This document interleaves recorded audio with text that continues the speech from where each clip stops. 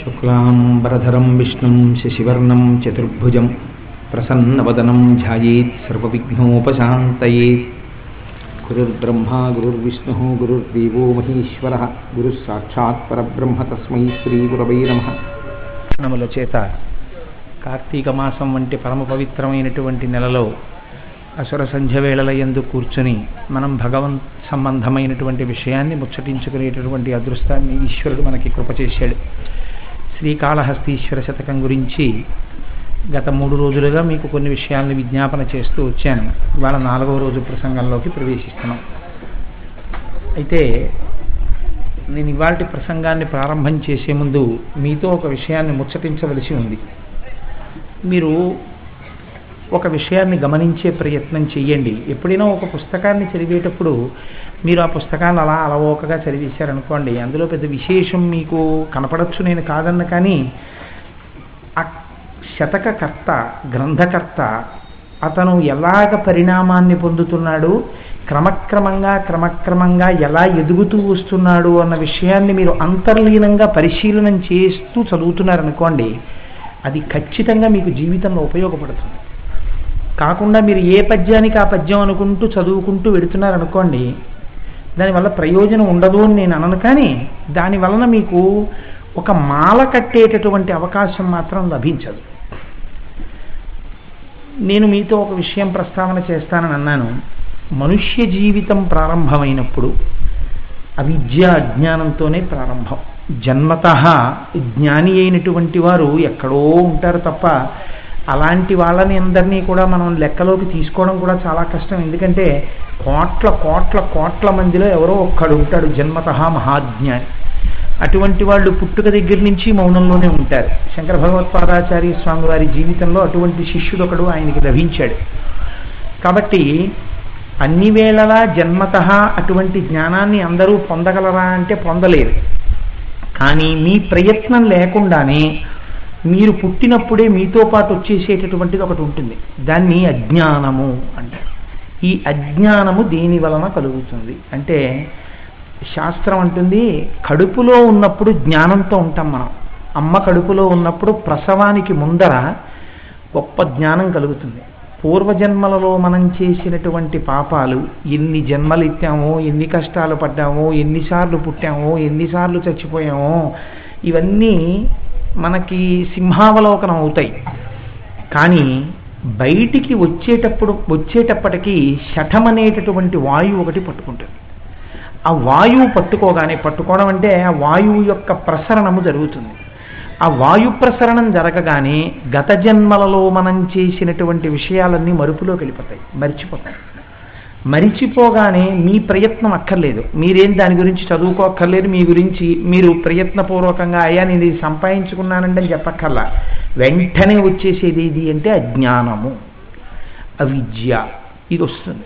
ఈ అజ్ఞానం ఉండడం వల్ల వచ్చేటటువంటి నష్టం ఏమిటంటే, ఇంద్రియముల చేత ఏ సుఖములను అనుభవించడానికి అవకాశం ఉంటుందో మార్చి ఆ సుఖములను మాత్రమే అనుభవిస్తాడు తప్ప ఈశ్వరుడు ఒక చిత్రమైనటువంటి వ్యవహారం చేశాడు.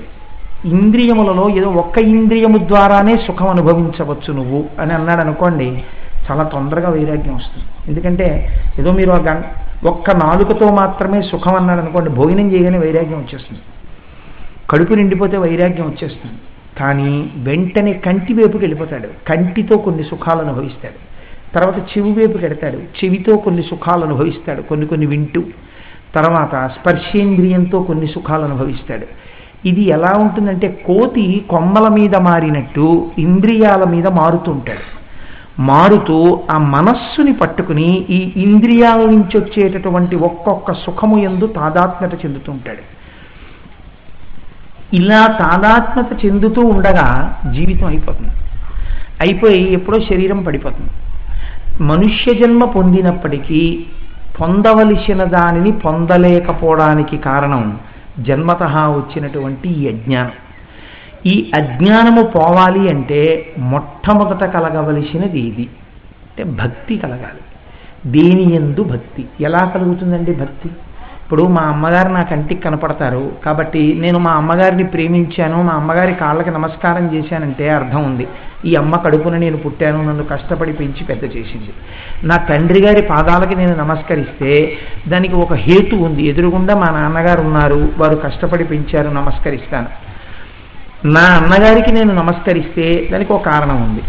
ఈశ్వరుడికి నమస్కరించడానికి ఈశ్వరుడి అస్తిత్వం మీకు ఎలా తెలుస్తుంది? ఈశ్వరుడు ఉన్నాడు అని మీకు ఎలా తెలుస్తుంది? మీ అంతటా మీకు ఎప్పుడైనా ఈశ్వరుడు ఉన్నాడు అన్న భావన గట్టిగా కలిగే అవకాశం ఉంటుందా? చాలా తక్కువ. ఎవరికో తప్ప అలా కలగదు. అసలు ఈశ్వరుడు ఉన్నాడు అన్న విషయం దేని వల్ల తెలుస్తుంది? శ్రవణము వలన. పెద్దల యొక్క మాటలను వింటుంటే భగవంతుడన్నవాడొకడున్నాడు, వాడిది ఈ ప్రజ్ఞంత, మనదేమీ కాదు అని తెలుస్తుంది. అయితే కొద్దిగా భక్తి కుదిరింది అనుకోండి, భగవంతుడి మీద భక్తి కుదిరితే మహా అయితే ఏం చేస్తాడంటే పొద్దున్నే లేచి ఏదో గంటన్నర పూజ చేస్తాడు, 24 గంటల్లో గంట పూజ చేసేస్తే గొడవ వదిలిపోయింది, 23 గంటలు మన ఇష్టం వచ్చినట్టు వాడేసుకోవచ్చు. కాబట్టి ఇప్పుడు ఏమైంది? ఆ భక్తి కూడా మిమ్మల్ని ఉద్ధరించగలిగినటువంటి స్థాయిలోకి వెళ్ళదు. ఇప్పుడు ఈ భక్తికి జ్ఞానం అనేటటువంటి చివర ఉండేదానికి మధ్యలో ఒకటి రావాలి. ఇది కేవలము మనుష్య జన్మయందు మాత్రమే ఉంటుంది, జ్ఞాపకం పెట్టుకోండి, అన్య జన్మల యందు ఉండదు. ఈ మధ్యలో ఉండేదాన్ని వైరాగ్యము అంటారు. వైరాగ్యము కొంతమంది కృతక వైరాగ్యాన్ని ప్రకటిస్తూ ఉంటారు. నాకు వైరాగ్యం వచ్చేసిందండి అంటుంటారు. వైరాగ్యం వచ్చేసినటువంటి వాడు నేను వైరాగ్యంతో ఉన్నానని ఎన్నడూ చెప్పడు. వైరాగ్యం దేనివల్ల తెలుస్తుందో తెలుసా అండి? నడువడి వలన తెలుస్తుంది. ఆయనకి ఏమీ సంగం ఉండదు, ఆయన సుఖంలో అలాగే ఉంటాడు, దుఃఖంలో అలాగే ఉంటాడు, ఆయనకి ఏమీ పట్టవు, ఆయన తామరాకు మీద నీటి బొట్టులో ఉంటాడు. అలా ఉండగలిగినటువంటి ప్రజ్ఞ వైరాగ్యం. ఈ వైరాగ్యం వస్తే వైరాగ్యం బాగా నిలబడి, ఏముందయా నేను అనుభవించే సుఖాలు, ఈ సుఖాలో సుఖాలా, అబ్బో ఎన్ని అనుభవించానో ఇలాంటి సుఖాలు, ఈ సుఖాలన్నింటి వల్ల ఏం పొందానయా, ఇది కాదు సుఖం, అసలు నిజమైనటువంటి సుఖస్వరూపము సుఖస్థానము ఈశ్వరుడే అన్న పూనిక బాగా పెరిగిందనుకోండి. పెరిగితే ఆ ఈశ్వరుడు యొక్క అనుగ్రహము చేత ఒకనాడు జ్ఞానము కలుగుతుంది. జ్ఞానము కలిగితే ఏమవుతుంది అంటే మీరు ప్రత్యేకంగా భగవంతుడి దర్శనం చేయవలసిన అవసరం ఏముండదు. సమస్త చరాచర జగత్తు యందు మీకు ఈశ్వరుడే కనపడుతుంటాడు. మీకు పూజామందిరంలోకి వెళ్తే ఈశ్వరుడు కనపడడం, గుళ్ళోకి వెళ్తే ఈశ్వరుడు కనపడడం అన్న సిద్ధాంతం ఉండదు. అంతటా ఈశ్వరుడే కనపడుతుంటాడు. ఇప్పుడు తాను ఈశ్వరుడి నుంచి దూరంగా పారిపోదామన్నా మార్గం ఉండదు, ఎప్పుడూ ఈశ్వరుడితోనే ఉంటాడు. ఆ ఈశ్వరుడితోనే తాను ఉండిపోయి తాను కూడా ఈశ్వరుడే అన్నటువంటి ఎరుకలోకి వెళ్ళిపోతాడు. ఆ ఎరుక కలిగిన నాడు జ్ఞానము, ఆ జ్ఞానము చేత మోక్షము. ఈ ప్రస్థానము దీని యందు జరగాలి అంటే కేవలము మనుష్య జన్మ యందు మాత్రమే జరగాలి. అలా జరగకుండా కేవల సుఖాలనే అనుభవిస్తూ ఉండిపోతే ఏమవుతుందండి అని మీరు నన్ను అడగచ్చు.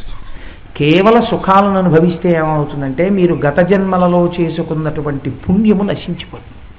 దానివల్ల కదా ఈ జన్మలో మీరు కొన్ని సుఖాలు అనుభవిస్తున్నారు. ఒకటి పుణ్యము పోతుంది, రెండు ఇంద్రియముల యొక్క సుఖాన్ని అనుభవిస్తూ ఉండడం వల్ల పాపకర్మలు చేస్తాడు. ఈ పాపకర్మల యొక్క ఫలితాల్ని ఉత్తర జన్మలలో అనుభవించవలసి వస్తుంది. ఇది పైగా మనుష్య జన్మ ఎత్తిన వాడికి ఉండకూడనటువంటి లక్షణం. మీరు కాళహస్తీశ్వర శతకం మీద ఒక విహంగ వీక్షణం చేశారనుకోండి, దూర్జటి భగవంతుడు ముందు కూర్చుని తన యొక్క అనేక స్థితులను గూర్చి భగవంతుడితో చెప్పుకున్నంత తేట తెల్లంగా బహుశా చాలా తక్కువ మంది చెప్పుకున్నారు. అలా ఎవరూ చెప్పుకోలేదు. దూర్జటొక్కడే చాలా ధైర్యంగా, ఏమి నిర్మోహమాటంగా భగవంతుడి దగ్గరికి వెళ్ళి అన్నీ మాట్లాడాడు. ఆయన ఎవరితో మాట్లాడాడు? ఒక్క శంకరుడితో మాట్లాడాడు. ఆ శంకరుడితో మాట్లాడినవే శ్రీకాళహస్తీశ్వర శతక రూపాన్ని దాల్చాయి. బహుశా ఇది లోకానికి అందాలని ఈశ్వరుడు అనుకుని ఉంటాడు. అందుకే కాళహస్తీశ్వర శతకం అంత గొప్పది. మీరు చూడండి, భక్తి అంటే పూనిక, ఈశ్వరుడు ఉన్నాడు అన్న నమ్మకము. మీకు ఆ పద్యం పైన చూస్తే ఒకలా కనపడుతుంది, లోపల అసలు దాని జీవనాడి పట్టుకుంటే మీకు ఆ పద్యంలో ఉన్న గొప్పతనం తెలిసిపోతుంది. నేను మీతో ఒక మాట అన్నాను కదా ఇందాక, జీవన ప్రస్థానమునందు మొట్టమొదట ఏర్పడవలసినది భక్తి. ఈశ్వరుడు గురించి వినడము చేత భక్తి ఏర్పడాలి మనిషికి అని చెప్పాను. ధూర్జటికి కూడా ఇటువంటి భక్తి గట్టిగా ఏర్పడింది. లేకపోతే అసలు కాళహస్తీశ్వరుడితో ఎందుకు మాట్లాడతాడు? ఆయనకి ఎందుకు చెప్పుకుంటాడు? వాడు ఒకడు ఉన్నాడు, వాడు మార్చగలడు, వాడు రక్షించగలడు, ఈ నమ్మకం ఆయనకి కలిగింది. దానితో పాటుగా ధూర్జటికి ఒక విశ్వాసం కలిగింది. నేను చేస్తున్నవన్నీ ఈశ్వరుడికి తెలుసు, నా మనస్సులో ఉన్నవి కూడా ఈశ్వరుడికి తెలుసు. కాబట్టి ఇప్పుడు ఆ ఈశ్వరుడు ఉండాలి అంటే, ఇక్కడికి వచ్చి ఈశ్వరుడు కూర్చోవాలంటే భక్తి అంటే ఏమిటండి? మీ అమ్మగారి మీద మీకు భక్తి ఉందనుకోండి, అమ్మ నా దగ్గర ఉండమ్మా, నా దగ్గర ఉండమ్మా, మా ఇంట్లో అన్నం తినమ్మా, నీ చేత్తో నాకు అన్నం తినాలనుందమ్మా, అమ్మ నీ చేత్తో చెగోడీలు తిని ఎన్నాళ్ళు అయిందోనమ్మా, కూర్చోమ్మా అని చెప్పి అమ్మ కాళ్ళు పట్టి, అమ్మతో మాట్లాడి, అమ్మ చేతులు పట్టుకుని, అమ్మ కాళ్ళు పట్టుకుని, పసిపిల్లాళ్ళు ఆడుకుని ఎందుకు చేస్తారు? అమ్మ మీద మీకు భక్తి. అలా అమ్మ మీ ఇంటికి ఎందుకు వచ్చింది అంటే, అమ్మ ఎప్పుడూ వస్తుంది, కానీ కొడుకు సుగుణాల రాశి అనుకోండి, ఆ అమ్మ ఆ కొడుకుని విడిచిపెట్టి అసలు వెళ్ళే సమస్య ఉండదు. నీ దగ్గరే నేను ప్రాణం వదిలేస్తాను రా అంటుంది ఆవిడ. అలా అమ్మకి మంచితనం వల్ల కొడుకు స్థానమైనట్టు, అంటే మంచివాడు కాకపోయినా స్థానం అవుతాడు, కానీ బాగా యోగ్యుడైన కొడుకు దగ్గర తల్లి ఉండడంలో ఉన్న తృప్తి వేరు కదా. అలా ధూర్జటి ఒక గొప్ప విషయాన్ని ప్రతిపాదన చేస్తాడు. మీతో నేను ఒక విషయం ప్రస్తావన చేశాను ఇత పూర్వ ప్రసంగంలో. ధూర్జటి శంకర భగవత్పాదాచార్య స్వామి వల్ల బాగా ప్రేరేపితుడైనట్లు కనపడుతుంది అని చెప్పాను. అసలు ఆ మాటకు వస్తే శంకరాచార్యుల వారి వలన ఆ రకమైనటువంటి ప్రచోదనాన్ని పొందని వాడెవడు లోకంలో? వారు జగద్గురువులు, వారు ఆకాశాన్ని భూమిని రెండింటిని ఆక్రమించారు. ఎవరు తర్వాత చెప్పినా ఈ మధ్యలో చెప్పాలి, కానీ ఇక ఆయన్ని దాటి చెప్పడం అన్నది ఉండదు. ఇక ఆకాశాన్ని ఎక్కడ తాడుతారు, పాతాళాన్ని ఎక్కడ తాడుతారు మీరు? ఇక కుదరదు. పశుమాం సర్వజ్ఞ అన్నా ఆయనే అనాలి, అహం బ్రహ్మాస్మి అన్నా ఆయనే అనాలి. ఈ రెండు దాటి మీరు ఎక్కడ కడతారు? కాబట్టి శంకరాచార్య స్వామి వారంటే సామాన్యమైన వ్యక్తి కాదు, ఆయన మొత్తం బ్రహ్మాండాలను ఆక్రమించేశారు. అటువంటి శంకరుల యొక్క శ్లోకముల చేత ప్రభావితులయ్యారు ధూర్జటి. అందుకే ఆయన ఒక మాట అంటారు, ఒక చోట ఒక పద్యం చెప్తారు.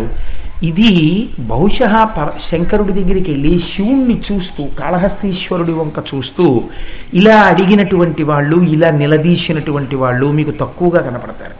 ఆయన కాళహస్తీశ్వరుడి దగ్గరికి వెళ్ళి కూర్చుని, మనమైతే ఏం చేస్తామంటే రోజు అభిషేకమే చేస్తాం, రోజు పూజ చేస్తాం. అంతకన్నా మనం ఏం చేస్తామంటే, శివాలయానికి వెళ్ళి మీరు ఏం చేస్తారండి అని ఎవరినన్నా అడిగారు అనుకోండి, ప్రదక్షిణం చేస్తానండి. ఇంకేం చేస్తారు? నమస్కారం చేస్తానండి. ఇంకా ఏం చేస్తారు? అభిషేకం చేస్తాను, ఇంకా కుంకుమార్చన చేస్తాను, ఇంకా లక్ష బిల్వార్చన చేస్తాను, ఇంకా నీ మోహం ఏమిటా ప్రశ్న, ఇంకేం చేస్తాను? ఇదే చేస్తానంటే. కాదు, ఇవన్నీ కాదు, ఇంకొకటి అసలైంది చెయ్యొచ్చని చూపించాడు ధూర్జటి. ఆయన ఏం చేశాడు? మనలా బిల్వ పూజలు, కుంకుమార్చనలు, అభిషేకాలు అని వెంటపడలేదు. ఆయన శంకరుడి దగ్గరికి వెళ్ళి కూర్చుని పంచుకున్నాడు తన భావాన్ని. ఈశ్వర, నాకు ఈ అనుమానం వస్తుందయా అనేవాడు. నిన్నంతా ఏ ఆలోచన వచ్చిందో అది వెళ్ళి శివుడి దగ్గరే చెప్పేవాడు.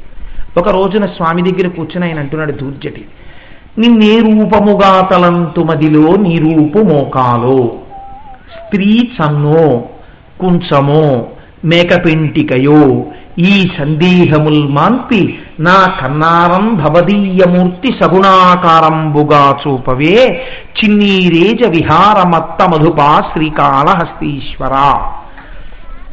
ఈ పద్యానికంతటికీ ప్రాణం ఏమిటో తెలుసా అండి? సగుణాకారంబుగా చూపవే చిన్నీరేజ విహారమత్త మధుపా.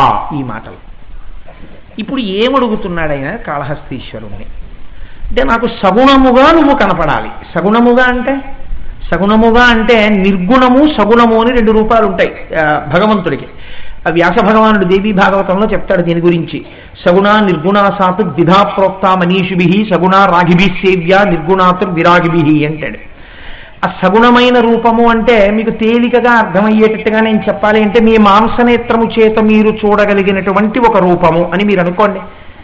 ఏమన్నా మరి కాళహస్తీశ్వరుడితో మాట్లాడుతున్నానని కదా అంటున్నాడు, ఎదురుగుండా శివలింగం దగ్గర కూర్చున్నాడు కదా మరి ధూర్జటి. మరి ధూర్జటి ఆ శివలింగం దగ్గర కూర్చుని మాట్లాడుతున్నప్పుడు ఆ లింగము శివస్వరూపం కదా. మరి లింగము శివస్వరూపమైనప్పుడు మాట్లాడుతూ మళ్ళీ సగుణంగా కనపడమని అడగడం ఏంటి? ఈ మాంసనేత్రానికి కనపట్టలేదేమిటి కాళహస్తీశ్వర లింగం? మరి ఎందుకు అడిగాడు సగుణాకారంబుగా చూపవే అంటే, శాస్త్రమునందు లింగాకారమునకు ఒక పేరుంది, అరూపరూపి అని పేరు. ఎందుచేత రూపమున్నదా? ఉన్నది. రూపము లేదా? లేదు. రూపమున్నది అని ఎలా అంటారు? ఏదో ఇలా ఉంది కాబట్టి రూపం ఉంది. రూపం లేదు మీరు ఎలా చెప్తారు? శివలింగానికి వెనక్కి వెళ్ళి పూజ చేయొచ్చా? చేసేయచ్చు. శివలింగానికి ఇటు పక్కన కూర్చుని చేయొచ్చా? చేసేయచ్చు. ముందు కూర్చుని చేయొచ్చా? చేసేయచ్చు. ఇటు పక్కన కూర్చుని చేయొచ్చా? చేసేయచ్చు. పైనుంచి చేసేయచ్చా? చేసేయచ్చు. అయితే ఎటు చూస్తున్నాడు ఆయన? మీరు ఒక వెంకటేశ్వర స్వామి వారి గుడికి వెళ్ళారనుకోండి, ఒక రామచంద్ర ప్రభువు గుడికి వెళ్ళారనుకోండి, ఒక కృష్ణ భగవానుడు గుడికి వెళ్ళారనుకోండి, ఒక లలితమ్మ గుడికి వెళ్ళారనుకోండి, ఏమన్నా నేను అమ్మవారి వెనకాల కూర్చుని పూజ చేసుకుంటానన్నారు అనుకోండి, చీనోర్మయ్య అంటారు. అమ్మవారి వెనకాల కూర్చొని అలా కుదరదు. అంతరాలయంలో అభిముఖంగానే కూర్చోవాలి. ఇలా పక్క కూర్చుని అమ్మవారికి పూజ చేయంటారు. అంతేగాని వెనకాల కూర్చుని చేయడం లేదు. మరి శివలింగం దగ్గరికి వెళితే ఇప్పుడు మీరు ఒక 6 7 రేపు తెల్లవారుజామున వచ్చి శివాలయంలో అభిషేకం చేసుకుంటా అన్నారనుకోండి, దానికి తగిన అధికారం ఉన్నవారైతే శివలింగం లోపలికి అందరూ చుట్టూ కూర్చుని చేసేస్తారు అభిషేకం. అప్పుడు అసలు ఎటువైపు చూస్తున్నట్టు? అన్ని వైపులా చూస్తున్నట్టు. సద్యోజాత అఘోర తత్పురుష వామదేవ ఈశానములన్న 5 ముఖాలతో అన్ని వైపులా చూస్తుంది శివలింగం. కాబట్టి ఎటువైపు నుంచి అయినా చేసేస్తారు అభిషేకం. అది కరచరణాదులతో కూడిన మూర్తి అయితే, ఒక లలితమ్మ స్వరూపం లాంటి స్వరూపం అయితే, అమ్మవారు ఇలా చూస్తోందండి అంటాం. వెనక్కి చూస్తోందా? అలా ఏం కనపట్టలేదండి, వెనక్కి చూస్తున్నట్టు అంటాం. కాబట్టి ఇప్పుడు చెవులు, ముక్కు, కళ్ళు, నోరు ఏమైనా కనపడుతున్నాయా? లేవు. కాబట్టి రూపం ఉందా? లేదు. అసలు లేకుండా ఉందా? ఉంది. ఏదో ఇలా ఉంది. కాబట్టి అరూపము రూపము 2 ఉన్నాయి. అరూప రూపి. ఇప్పుడు దుర్జట అంటున్నాడు, నాకు ఇలా కన్నా నాకు కోరిక ఉంది. ఏమిటో తెలుసా? నువ్వు నాకు సగుణంగా కనపడాలి. అంటే ఏమిటి సగుణం? అంటే ఏమిటి? ఎలా కనపడమంటావు నన్ను? అంటే ఆయన అంటున్నాడు, సగుణాకారంబుగా చూపవే. కొంతమంది అంటుంటారు శంకరుడు అనేక రూపాలతో ఉంటాడు, ఒక రూపం అని చెప్పడానికి కుదరదు. మీరు ప్రార్థనా శ్లోకాలు చూస్తే ఆశ్చర్యంగా ఉంటాయి. ఒక చోట శాంతం పద్మాసనస్థం శిశిరమకుటం పంచవక్త్రం త్రినేత్రం అంటారు. 5 ముఖాలతో ఉన్నాడంటారు. ఒకసారి చూస్తే ధవళవపుషం ఇందోర్మండలే సన్నివిష్టం భుజగవలయహారం భస్మ దిగ్ధాంగమీశం అంటారు. ఒక్క ముఖంతో కూర్చున్నాడంటారు. ఒక చోట చూస్తే 3వ కన్ను కనబట్టలేదు, బొట్టుతో ఉన్నాడంటారు. ఒక చోట చూస్తే 3వ కంటితో ఉన్నాడంటారు. ఒక చోట చూస్తే సూర్యచంద్రులు ఇద్దరూ 2 పక్కలకి వచ్చి గొడుగులు పట్టారంటారు. ఒక చోట చూస్తే ఒంటి నిండా శమభస్మ రాసుకుని కూర్చున్నాడంటారు. ఇందులో ఏది సగుణం? ఏ రూపంతో కనపడాలి నీకు? నువ్వు ఎలా అయినా కనపడు, నీ ఇష్టం వచ్చినట్టు కనపడ. కానీ నాకు కావలసింది ఏమిటో తెలుసా? ఒక్కసారి ఈ కంటితో నిన్ను చూడాలనుంది శంకర. ఈ జన్మలో నెరవేరుతుందా కోరిక? ఇప్పుడు మీరు ఒక విషయం పసిగట్టాలి. అందరూ ఏం కోరుతున్నారు? ఈ కంటితో అనేకమైనవి చూడాలని కోరుతున్నారు. ధూర్జట ఏం కోరుతున్నాడు? ఈ కంటితో నీ సగుణమైన రూపాన్ని చూడాలనుంది అంటున్నాడు. ఎందుకు కనపడాలి నీకు అలాగా? నీకేముంది అర్హత? అంటే ఆయన ఒక మాట చెప్తున్నాడు, నువ్వు కనపడ్డావు ఇంతకు పూర్వం. అలా ఎవరికి కనపడ్డావో తెలుసా? చిన్నీరేజ విహారమత్త మధుపా. నాకైతే ఏమనిపిస్తుందంటే తెలుగులో ఇది ఎగ్జాక్ట్ ట్రాన్స్లేషన్. ఈ మాట ధూర్జట ఎక్కడి నుంచి ప్రేరేపణ పొందాడంటే, ఆయన ప్రభావితుడయ్యాడంటే, రాజీవే భ్రమరాధిపో విహరతాం శ్రీశైల వాసీ విభో. శంకర భగవత్పాదాచార్య శివానంద లహరిలో మాటలు. ఆయన రాజీవే భ్రమరాధిపో విహరతాం అని శంకరాచార్యుల వారు అన్నారు. చిన్నీరేజ విహారమత్త మధుపా అని ధూర్జట అన్నారు. చిన్నీరేజ విహారమత్త మధుప అంటే చిట్ అంటే మనస్సనబడేటటువంటి ఆ తామర పువ్వు ఉన్నదే, ఈ మనస్సనబడేటటువంటి తామర పువ్వు మీద నిరంతరము విహరించేటటువంటి 9 స్వరూపము కలిగినటువంటి వాడా అని పిలుస్తున్నాడు. మనస్సు మీద 9 రూపంలో శంకరుడు విహరిస్తూ ఉండడం ఏమిటి? మీరు ఏమడిగారు? సగుణాకారంబుగా చూపవే అని అడిగారు. ఇప్పుడు మీరేమంటున్నారు? ఇలా నువ్వు ముందు కొంతమందికి కనబడ్డావు. ఎవరికి కనబడ్డావో తెలుసా? చిన్నీరేజ విహారమత్త మధుపా. అలా మనస్సనబడేటటువంటి తామర పువ్వు మీద విహరించేటటువంటిది 9 స్వభావం ఉన్నవాడా అని విశేషణం వేశాడు. ఎందుకు ఈ విశేషణం? ఇక్కడ మీరు జాగ్రత్తగా పట్టుకోవాలి ఈ పద్యాన్ని. మనందరి మనస్సులు తామర పువ్వులే, కానీ తామర పువ్వుకు ఉండవలసినటువంటి ప్రధాన లక్షణం ఏమిటి? తుమ్మెదను ఆకర్షించాలంటే దాని యందు మకరందం ఉండాలి. అది వడిలిపోయి శుభ్రంగా పాడైపోయి గాలి చేత కొట్టబడి రేకులు విరిగిపోయి నల్లగా మడ్డి పట్టేసి ఉందనుకోండి, అక్కడికి తుమ్మెద వస్తుందా? తాగమంటే మకరందం తాగదు. ఏముంటుంది అందులో? మకరందం వెళ్ళిపోతుంది పక్కకి. కాబట్టి ఒకటి, తామర పువ్వు నిండా మకరందం ఉండాలి. రెండు, తామర పువ్వు అరవిరిసి ఉండాలి, బాగా రేకులు విచ్చుకుని ఉండాలి. ఇలా ముడుచుకుని ఉందనుకోండి తుమ్మెద రాదు. ఎందుకనంటే దాని మీద వాలి మకరందాన్ని పొందలేదు, కాబట్టి విచ్చుకుని ఉండాలి. మూడు, ఆ తామర పువ్వులో నుండి సుగంధం వస్తూ ఉండాలి, మంచి సువాసన వస్తుండాలి. ఈ సువాసన చేత ఆకర్షణ పొందుతుంది తుమ్మెద. వచ్చి ఒకసారి అలా పువ్వు మీద ఎగిరి ఎక్కడ సువాసన ఉందో అక్కడ ఆ తామర పువ్వు మీద కూర్చుంటుంది. కూర్చుని ఏం చేస్తుంది? నా దగ్గర అమృతం ఉంది, నా దగ్గర మకరందం ఉంది, నా దగ్గర తేనుంది, నువ్వు తాగవా అని పువ్వు అడగక్కర్లేదు. అందులో మకరందం ఉన్నదో లేదో వాసనని బట్టి, విచ్చుకోవడాన్ని బట్టి తుమ్మెద పట్టుకుంటుంది. పట్టుకుని వచ్చి ఏం చేస్తుంది? గ్రహించి దాని మీద కూర్చుంటుంది. నాలో తేనె ఫలానా చోటు ఉంది అని తామర పువ్వు తుమ్మెదకి చెప్పాలా? చెప్పక్కర్లేదు. ఎక్కడ ఉన్నదో అక్కడ తన వాడి అయిన తొండాన్ని గుచ్చుతుంది. గుచ్చినప్పుడు తామర పువ్వుకి ఏమైనా బాధ కలుగుతుందా? ఏమీ బాధ కలగదు. అంత అందంగా గుచ్చి అందులో ఉన్న మకరందాన్నంతటినీ పానం చేసేస్తుంది. చేసేసి అందులో ఉన్న పుప్పిడి తన ఒంటి మీద జల్లుకుంటుంది. చల్లుకుని లేచి ఎగిరి వెళ్ళిపోతుంది. అలా ఎక్కడ మకరందం ఉన్నదో, ఎక్కడ సుగంధం ఉన్నదో అక్కడ మాత్రమే తుమ్మెద తిరుగుతుంది ఆ పద్మం మీద. చిన్నీరేజ విహారమత్త మధుపా, ఈశ్వరుడు ఇక్కడికి రావడానికి ఏది మార్గము? కౌశలమనగా మార్గము చేసిన శిష్యుడు ఎంతవరకు అవసరమో అంతవరకు మాత్రమే కోయుట. పిలిచిందా? కాబట్టి పరమ జాగ్రత్తని నేర్పుట అంటే లోకమంతటిని ఈశ్వరుడిగా ఉపాసన చేయడం, నిష్కారణంగా తనకు అవసరం లేని దాని జోనికి తాను వెళ్ళకుండా ఈశ్వరుని చేరుకోవడానికి ఎక్కవలసినటువంటి అపరిగ్రహము అన్న మాటతో పిలిచి నీకు అక్కరలేని ఏదైనా సరే నీవు ముట్టరాదు. తాగు అని అడిగిందా? నీకు మడిబట్టతో పూజ చేసుకోవడానికి ఒక నూలు వస్త్రంతో నువ్వు చెయ్యగలిగినప్పుడు కోటి పట్టు పురుగుల్ని చంపే పట్టు పంచతో నీవు చేయాలి. అపరిగ్రహము అనవసరముగా సృష్టిలో దేనిని తీసుకొనకుండా ఉండుట. ఈ బుద్ధిని ఎవరు నేర్పుతారో తెలుసా? నీ కౌశలాన్ని గురువు నేర్పుతారు. అందుకే దర్భల కొయ్యడంతో మొదలు గురువుతో పోలుస్తున్నారు. ఈశ్వరుడు గురువు శిష్యుడికి ఎలా నేర్పాడో ఉపాసన అంత అందంగా వీడి ఖాతాలో పడిపోయి ఉన్నటువంటి కొన్ని కోట్ల జన్మల నుంచి చేసిన పాపపుణ్యములన్న పర్వతములను కాశీలో అడుగు పెట్టగానే వీడు కోటేశ్వరరావు, వీడికి ఏముంది పాపం, ఏముంది పుణ్యం, ఏమిటి వీడి గత జన్మ? అంతకుముందు ఓ కుక్క, అంతకుముందు ఓ నక్క, అంతకుముందు ఓ పంది, వీడి ఖాతాలో ఎంత ఉన్నది పాప పుణ్యములు. పూజ మీరు చేశారనుకోండి, ఒక్కసారి అనంతముగా పడిపోయింది రాశి. ఈశ్వరుడు ఏం చేస్తాడో తెలుసండి. ఆయన మీకు మొన్నటి రోజున శివశబ్దం గురించి చెప్పాను. స్వతంత్రుడు, నువ్వు ఇలా ఎందుకు చేశావని అడగగలిగిన మొనగాడు లేడు.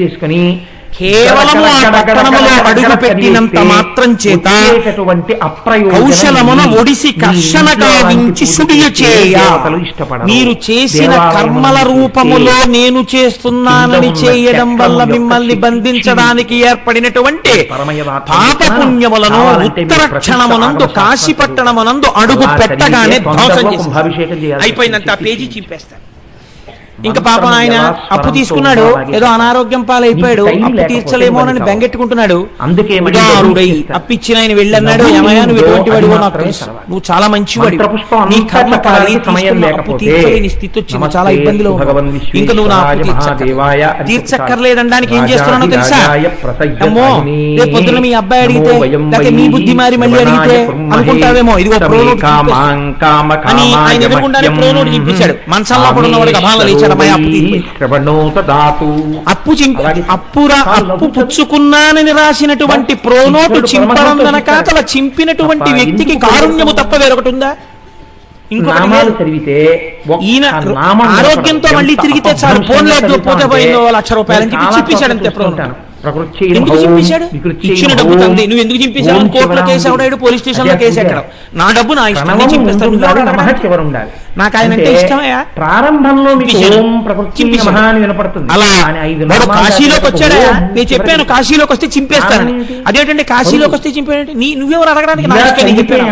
అది మొదటి నేను సృష్టి చేశాను. అది సృష్టి చేసినప్పుడు నేను ప్రతిజ్ఞ చేశాను, ఎవడిక్కడికి వస్తున్నాడో వాడి పాపములను ధ్వంసం చేసేస్తానని చెప్పాను. చేసేస్తానంతే. నీకు అనుమానమా? అందుకే కాశీలో ఉన్నాడు అనుకోండి, కర్మ చేయడా చేస్తాడు, కానీ పాపం లేదు, పుణ్యం లేదు, వాడికి ఏ జ్ఞానం అక్కర్లేదు, పశువుగా ఉండనివ్వండి. అందుకే చచ్చిపోతే చచ్చిపోయినప్పటికి కూడా ఏమీ ఉండదు అకౌంట్. మూడు ఏకమైతే స్థితి కాశీపట్టణం. ఎప్పుడు చేసినటువంటి పాపం అప్పుడే పోతుంది. కురుతే పాపం తదహ్నాత్ ప్రతిముచ్యతే, యద్రాత్ర్యాత్ కురుతే పాపం తద్రాత్ర్యాత్ ప్రతిముచ్యతే అని సంధ్యావందనంలో చెప్పినట్టు ఎప్పటి పాపం ఇంకేది తిప్పుతున్నప్పుడు వాడు ఊపిరి ఉందా అనే వాడికి వాడికి పాపం లేదు, పుణ్యం లేదు. ఇప్పుడు వాడు ఏం చేయాలి? శ్రీగిరీశాయ దేవాయ మంగళం ఈశ్వర ప్రతిజ్ఞ. అందుకే మన వాళ్ళు సంసార బాధ్యతలు తీరిపోతే కాశీకి వెళ్ళిన వాడు కాటికి వెళ్ళినట్టే. అంటే శరీరం అక్కడ వదిలేయడానికి వెళ్ళిపోయారు. ఇంకా మళ్ళీ మనకి అవకాశం ఎందుకు వచ్చింది? ఇదే ఆఖరి జన్మ. నీరాజనపు వెలుతురులో కాబట్టి వాటి మీద కడు అసత్కర్మముల నెల్ల కౌశలమున ఒడిసి కర్షణ కావించి శుభ్ర చేయ కాశీయను పేరు చెంది విఖ్యాతమయ్యే 5 క్రోశుల బరగున అయ్య భవభూమి. దాన్ని 5 క్రోశుల నగరంగా మహానుభావుడు పరమేశ్వరుడు తీర్చిదిద్దాడు. ఈయంచ శుభదాలోకే కర్మనాశకరీమత మోక్ష ప్రకాశికా కాశీ జ్ఞానదామమసుప్రియా. దీన్ని మూలంలో అందమైన మాటతో వ్యాఖ్యానం చేశారు. ఈయంచ శుభదాలోకే, ఆయన పేరే శివ. శివ అంటే శుభమును చేయువాడు. ఇటువంటి శుభం చేస్తున్నాడు. ఇవాళ జ్ఞానం ఇచ్చి శుభం చేస్తున్నాడు. ఏమా జ్ఞానము ఎలా విడుతుంది గురించి కర్మనాశకరీమత.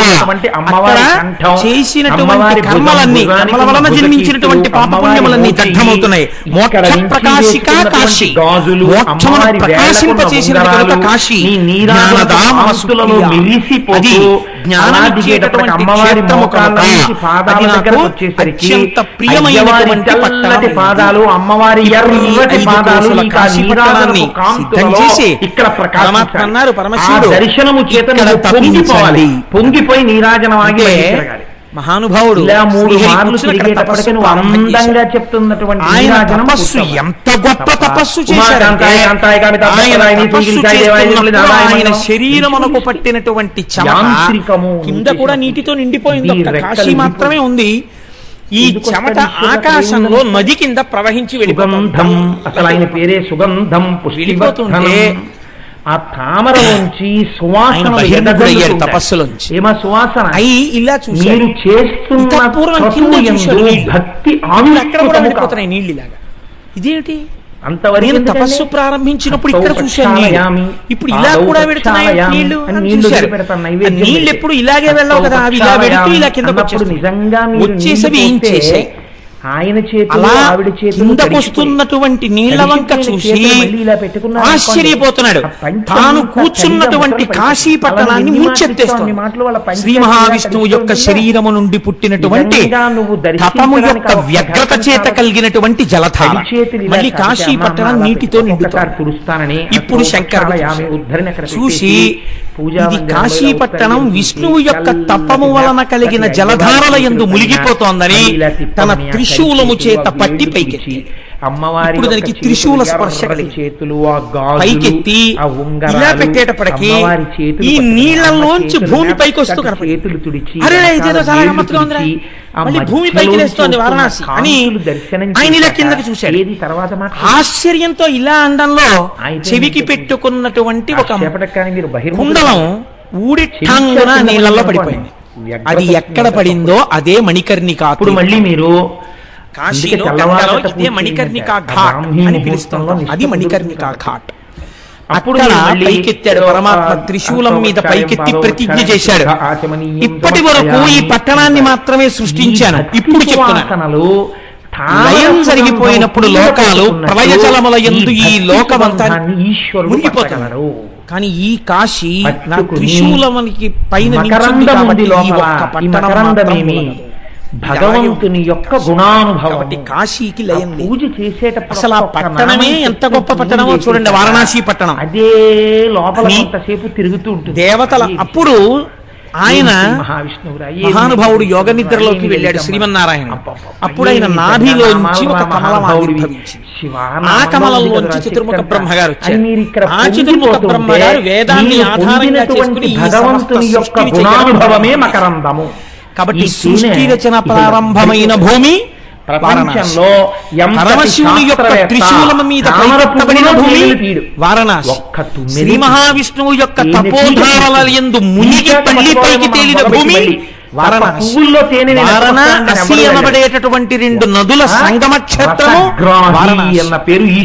శంకరుడి యొక్క జటాజూటం మీద పడి అక్కడి నుంచి కిందకి ప్రవహించి వచ్చినటువంటి గంగా నదీ చేత ఒడిపిడితో ప్రవహించినటువంటి భూమి వారణాసి.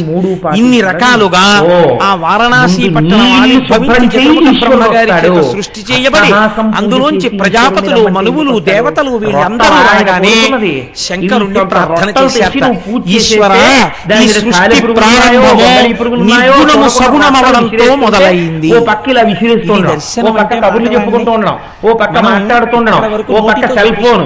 ఎందుకు వచ్చిన దిక్కుమాలిన సెల్ ఫోన్ గుళ్ళల్లో కూడా ఓ సెల్ ఫోన్ అక్కడ మాట్లాడుతుండడం, ఇలా మారేడు గలాలు వేసేస్తుండడం, గర్భాలయంలో కూర్చుని అక్కడ కూర్చుని సెల్ ఫోన్ మాట్లాడుతుండడం, వచ్చిన వాడికి కూడా దర్శనం పాడు చేస్తుండడం రాక్షసాంశ. ఆ తర్వాత మీరేమో మూర్తుల్ని చూస్తున్నారు. ఈ పూజకి పొంగిపోయాడు మహానుభావుడు శంకరుడు, కైలాస శంకరుడు కాలడి శంకరుడిగా వచ్చాడు కనుక ఇప్పుడు అలా వచ్చినటువంటి ఆ అర్ధనారీశ్వర స్వరూపం ఎలా ఉంటుందో రసగ్రాహి రావడానికి అనుకూలంగా శంకరాచార్య వారు చేసి అప్పుడు చేశారు స్తోత్రం. నువ్వు గౌరార్ధ శరీరకాయై గౌరార్ధ శరీరకాయ ధమ్మిల్లకాయై చ జటాధరాయ నమః శివాయై చ నమః శివాయ అంటే నా హృదయ పద్మము కస్తూరికా కుంకుమ చర్చితాయై చితారజ పుంజి విచర్చితాయ కృతస్మరాయై వికృతస్మరాయ నమః శివాయై చ నమః శివాయ అంటే అని ఒక పక్క ఎర్రగా ఉన్న అమ్మవారు, ఒక పక్క తెల్లగా ఉన్న పరమశివుడు, ఒక పక్క విభూతి చేత అలంకరింపబడిన శంకరుడు, ఒకవైపు కస్తూరి తిలకంతో ఉన్న అమ్మవారు, ఇద్దరితో కూడినటువంటి ఆ అర్ధనారీశ్వర స్వరూపాన్ని నమః శివాయ చ నమః శివాయ అంటూ శంకరాచార్యులు వారు దర్శనం చేసి స్తోత్రం చేశారు మహానుభావుడు. కాబట్టి ఇప్పుడు అమ్మవారందిట దేవతలందరూ ప్రార్థన చేస్తే సృష్టి నీ వల్ల ప్రారంభమైంది కాబట్టి విశ్వమునకు ఈశ్వరుడవు నీవు కనుక విశ్వేశ్వర నామంతో విశ్వమునకు నాథుడవు నీవు కనుక రెండు నామములు. ఈ సృష్టి అంతా ఆయనది, ఆయన ఏమైనా చెయ్యగలడు. కనపడ్డానా? నేను ఇప్పుడు నా డబ్బండి రెండు జేబులు చక్కా ఒకటి కుట్టించుకుని ఇటు పక్క పెట్టుకున్నాను 10,000 రూపాయలు. అలా వెళ్ళిపోతున్నాను.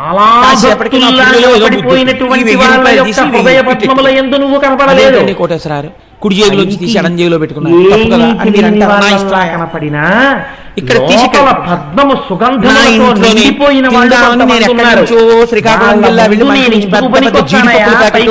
అల్లసాని పెద్దనగా ఉంటాడు.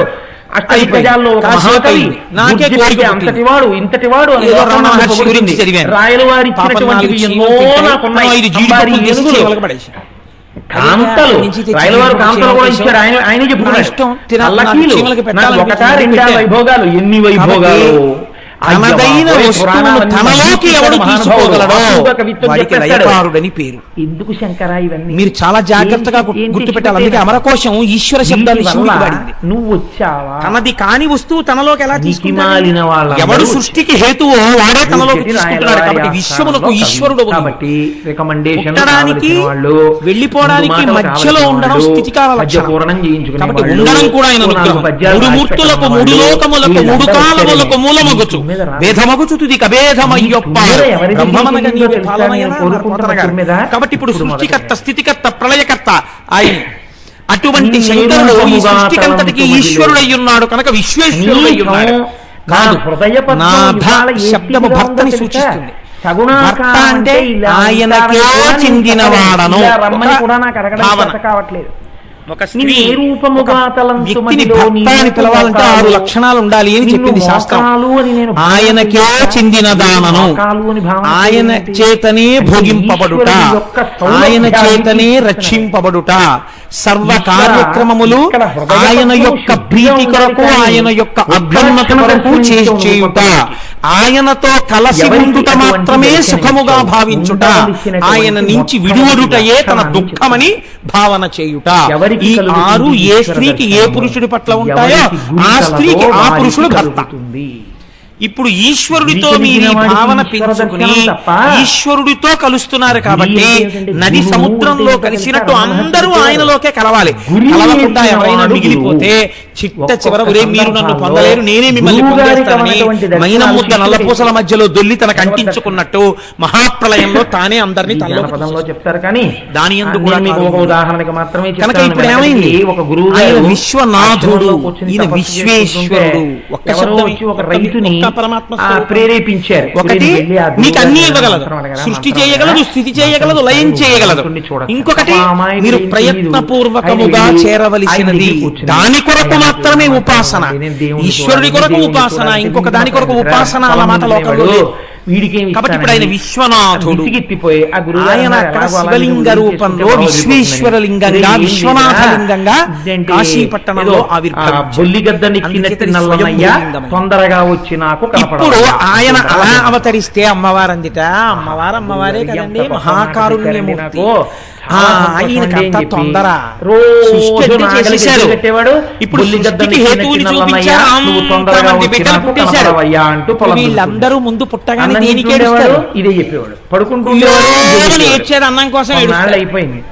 ఈయన గౌరవం నిలబెట్టద్దు. మహాసంతోషం ఉన్నటువంటి వ్యక్తి ఎవరి మాట కాదని లేని వాడు అందరికీ మాట ఇచ్చేస్తాడు. అయ్యో మీ ఇంట్లో ఉపనయనం అంటే తప్పకుండా వచ్చేస్తాను, తప్పకుండా వస్తాను. స్వామి గురువు గారు ఇంకోళ్ళు వచ్చి అయ్యా మా ఇంట్లో ఏదో పొద్దున్న గుమ్మం ఎత్తుతున్నారండి మీరు ఒక్కసారి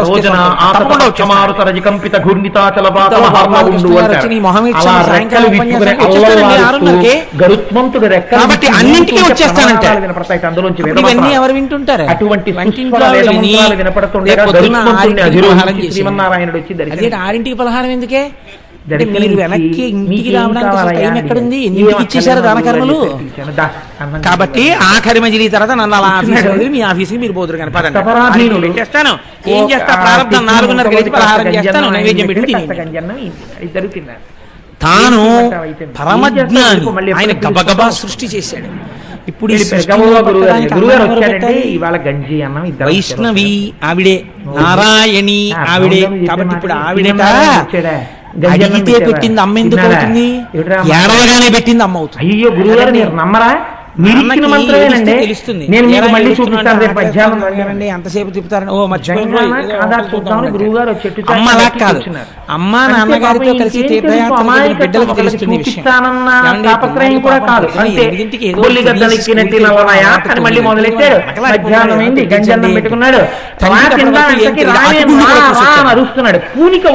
అమ్మ కడుపుతో. కాబట్టి ఇప్పుడు ఆవిడ ఎలా వచ్చిందో తెలుసా అండి? అన్నపూర్ణగా వచ్చింది. నేను ఈయన చేత సృష్టింపబడిన ఈ సమస్త లోకానికి ఎలా పెడతానో తెలుసా?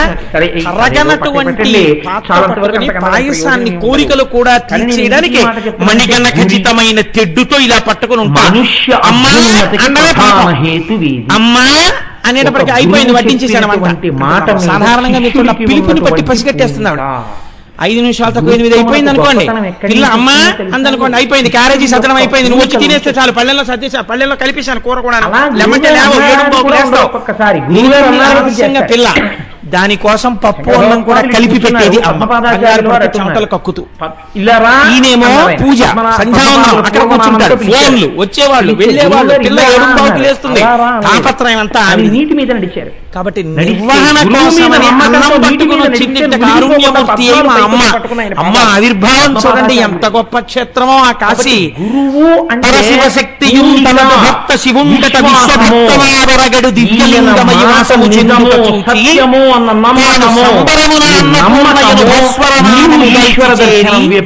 శంకర చలనం వసించే మునికాంతలెరింగి చలంగి పొంగగా. అందరికన్నా ముందు పూజ ఎవరిది? గురు బ్రహ్మ, గురు విష్ణు, గురుర్దేవ. పరశివశక్తియు తనదు భక్త శివుండట విశ్వభక్తమారగడు దివ్యలింగమయ వాసము చెందుట గురువులకి భర్త విశ్వభర్తయ్య అక్కడ కూర్చుంటే నేను అన్నపూర్ణమై అందరికీ అన్నం పెడతానని మునికాంతలందరూ సంతోషపడేటట్టుగా ఆ శివశక్తి ఏది సృష్టికి హేతువైందో అదే అన్నం పెట్టడానికి మహానుభావుడు కేరాల భరత శర్మ గారు దర్శనం చేశారు. ఒక్కడు ఒంగుముఖంబును మరొక్కడు ఆరుముదయాలతోడ నీ ఎక్కున పాలుదావా జగమంతయు బిడ్డలు కన్న తల్లి నేడెక్కడ నుండి చెప్పెదగో ఇన బింబము చంద్రబింబమున్ తక్కక నీ రంబమును తల్పకయున్న అన్నది చూడడానికి వచ్చాడు. మేము బిడ్డలమేగా, మేము పుట్టిన వాళ్ళమేగా, మా అందరికి నువ్వేగా అమ్మవి, మేము బతకాలంటే నీ పాలు తాగాలిగా. క్యూలో నించుంటే మాకు టర్న్ ఎప్పుడు వస్తుంది? ఒక ఆయన ఏనుగు ముఖంతో తాగేస్తున్నాడు, ఒక ఆయన 6 ముఖాలతో తాగేస్తున్నాడు. ఇద్దరు ఎవరు? ఒకరు విఘ్నేశ్వరుడు, ఒకరు సుబ్రహ్మణ్యుడు. వీళ్ళిద్దరూ తాగాక ఇంకేముంటాయమ్మా? పిల్లలందరూ ఆకలితో నిలబడ్డారని అమ్మవారు వెంటనే సూర్యుణ్ణి చంద్రుణ్ణి తన స్థనములుగా సృష్టించింది. సూర్యబింబము చేత పంటలు పండుతాయి, సూర్యకాంతి చేత చంద్రబింబము చేత ఎక్కువ తినేస్తే వచ్చిన జబ్బు ఔషధాల వలన తగ్గుతుంది. అక్కడికి అందుచేత రెండింటిని అమ్మవారి స్థనములుగా ప్రకాశింపచేసింది. కాబట్టి లోకము అమ్మవారు చేత పోషింపబడుతోన్న తల్లి చేత. కాబట్టి ఇటువంటి అన్నపూర్ణ తత్వాన్ని చూసి పొంగిపోయారట మునికాంతలమ్మ, ఇవాళ ఎటువంటి స్వరూపాన్ని పొందావమ్మా. అందుకే ఎక్కడైనా భోజనాలు పెడితే వెంటనే ఏదో దూడల్ని వదిలేసినట్టు తినేసేవారు కాదు. ఒకసారి కూర్చుని నిత్యానందకరి వరాభయకరి సౌందర్య రత్నాకరి నిర్ధూత కిల ఘోర పావనకరి ప్రత్యక్ష మహేశ్వరి ప్రాళేయాచలవంశ పావనకరీ కాశీపురాధీశ్వరి భిక్షాందేహి కృపావలంబనకరీ మాతా అన్నపూర్ణేశ్వరి అనేవారు. ఆ నమ్మకం. ఎవరో ఒకరు పెద్దలు ఉంటారు సభలో, అయ్యా ఒక్కసారి ఒక్క పద్యం పాడండి అంటే వారు ప్రారంభంలో ఒక్కసారి నిత్యానందకరీ వరాభయకరీ అని వారు పాడితే ఇప్పటికి ఎన్నో మఠాల్లో అన్నదానం జరిగే చోట గోడల మీద ఈ అష్టకం మహానుభావుడు శంకరాచార్య కృతం అండి, మహానుభావుడిది. ఆయన ఆ అష్టకంలో కనీసం ఒక్క పద్యం చదివి, ఒక శ్లోకం చదివి అమ్మా ఇది నువ్వు పెట్టిన తింటే ఎంత అమ్మకి ఏం కావాలండి ప్రపంచంలో? అమ్మ 10,000 రూపాయల పట్టు పట్టుకుంటే అమ్మా అన్న పిలుపు చూడండి. అమ్మ దగ్గరికి వెళ్ళి అమ్మ బాగా ఎక్కువ కాలం బతకడానికి హేతు ఏమిటో తెలుసా అండి? అమ్మా అమ్మా అమ్మా అమ్మా అని 10 మాటలు పిలవడమే. అర్జునుడికి బిడ్డ ఎవరైనా సరే అమ్మని అమ్మా అమ్మా అమ్మా అని 10 మాటలు పిలవకపోతే కృష్ణ భగవానుడి దగ్గర అమ్మ ఆయుర్దాయం బ్రహ్మాండములలో అర్జునుడికి ఒక్కడికే పట్టింది. ఆవిడ ఏం అడగదు, పట్టింది అడిగితే ఒకవేళ నిజంగా ఎటువంటి తత్వం ఉంటే ఆ దోషం ఆవిడితో పాలు అలా అనడానికి శాస్త్రం ఒప్పుకోదు.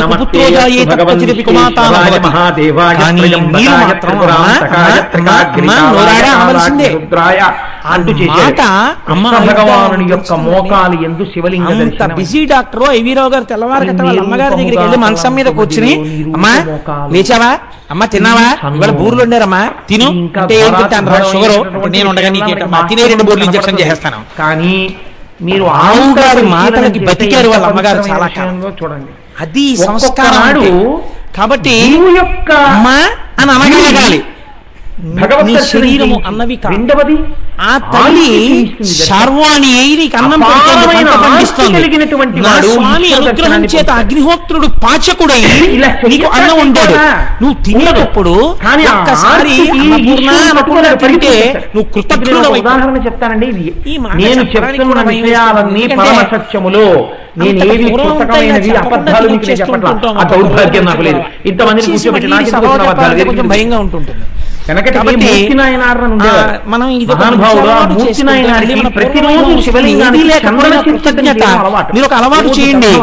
మీ ఇళ్లలో శుభకార్యాలైనప్పుడు మొట్టమొదటి పంక్తి ఉందో మీరు పుస్తకం పట్టుకుని నిత్యానందకరి రాభయకరి ఈ శ్లోకం వచ్చినా మీకు రాకపోయినా ఒక్కొక్క మాట చెప్తాను. మీరు చెప్పి అన్నం తినండి, మీరు చెప్పి అన్నం పెట్టడం ప్రారంభం. కాబట్టి అటువంటి వాడు లేకుండా అందరికీ ఎట్టి పరిస్థితులలోనూ అమ్మవారు 10 మందికి అన్నం పెట్టడానికి అక్కడ వెలిసిందిట. మూర్తి నాయన ప్రతిరోజు గంగంటారా?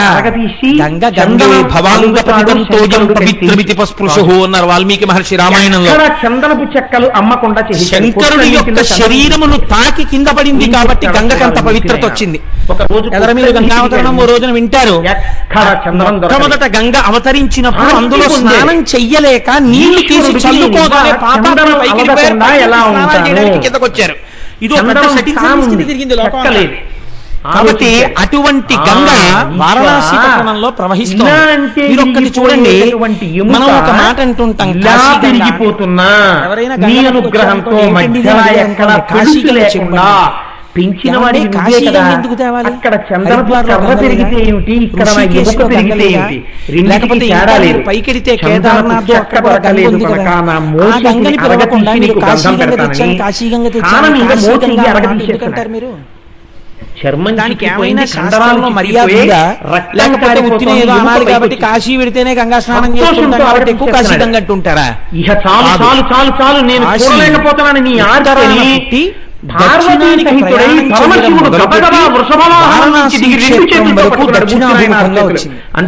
వారణాసి పట్టణంలో ఉత్తరాభిముఖమైంది. మళ్ళీ అయిపోయింది. మనం కూడా